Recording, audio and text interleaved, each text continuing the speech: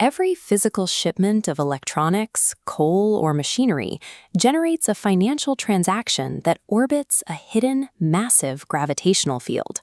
In international economics, we call this a vehicle currency.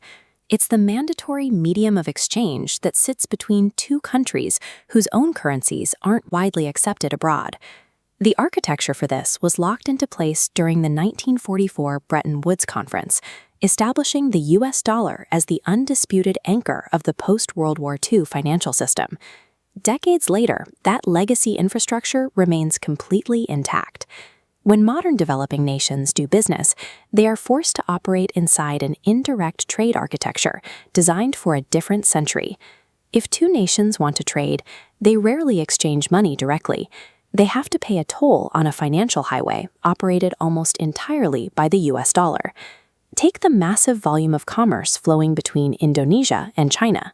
China is Indonesia's second-largest trading partner, moving billions in commodities and manufactured goods. Yet the vast majority of those transactions are not settled in Rupiah or Yuan. They are routed through the dollar.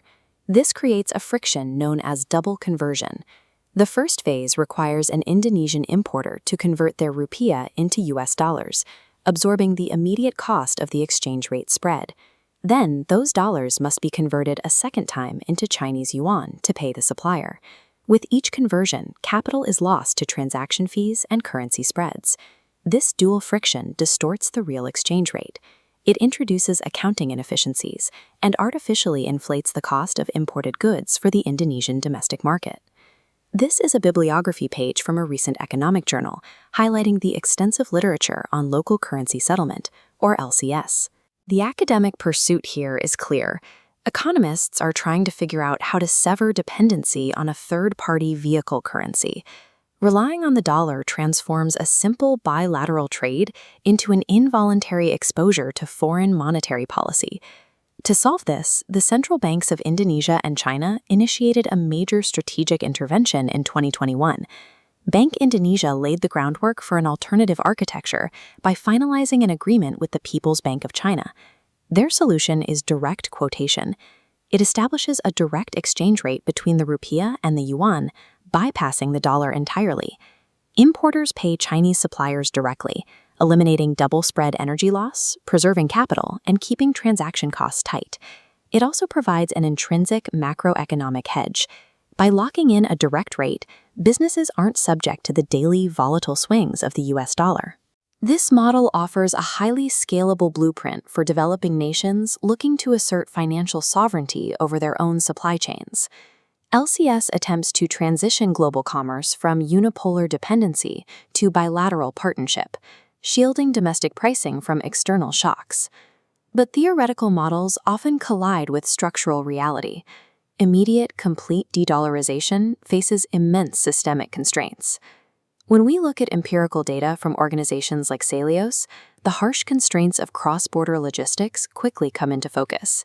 A staggering 90% of export and import shipping vessels still mandate payment exclusively in US dollars. Foreign maritime operators operate on thin margins and rely on global standardization. They require deep liquidity and refuse local currency quotations to avoid holding assets they can't easily deploy elsewhere. So even if the buyer and seller agree to use Rupiah and Yuan, the physical transport networks reject the framework.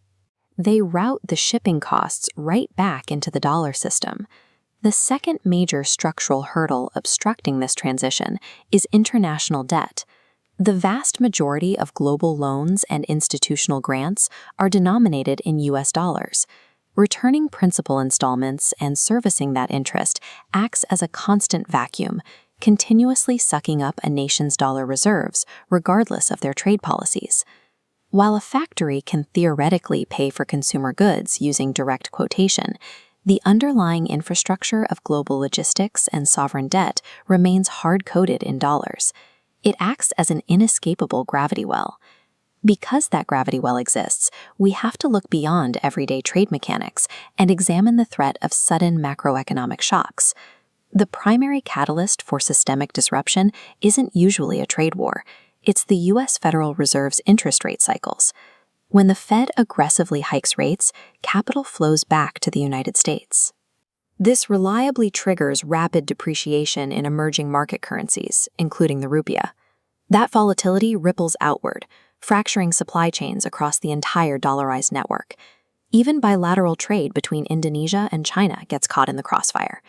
A strong dollar artificially inflates the cost of Asian goods, even when those goods never touch U.S. soil. This is exactly what the engineered stability of direct quotation prevents. It locks in localized value while the rest of the network shakes. External monetary policy ensures that a strong U.S. dollar is never just a foreign metric. For any nation relying on a vehicle currency, it becomes an immediate, imported domestic crisis. To defend against this vulnerability, Indonesia is expanding its sovereign strategy well beyond localized trade agreements. This document outlines Indonesia's recent fiscal moves, detailing the groundbreaking issuance of a dim sum bond. Issued at 6 billion yuan, equivalent to $842 million US dollars, its explicit purpose is to diversify government funding away from the dollar. The data shows this diversified approach works. Despite severe global pressures, Indonesia successfully stabilized the rupiah around 16,600 to the dollar late in the year. This is part of a much broader, long-term macroeconomic blueprint for total monetary diversification. The local currency settlement framework and sovereign yuan bonds function as interlocking components of a national macroeconomic shield. In an increasingly multipolar financial system, mastering the orbital mechanics of local currency is the prerequisite for true sovereign monetary independence.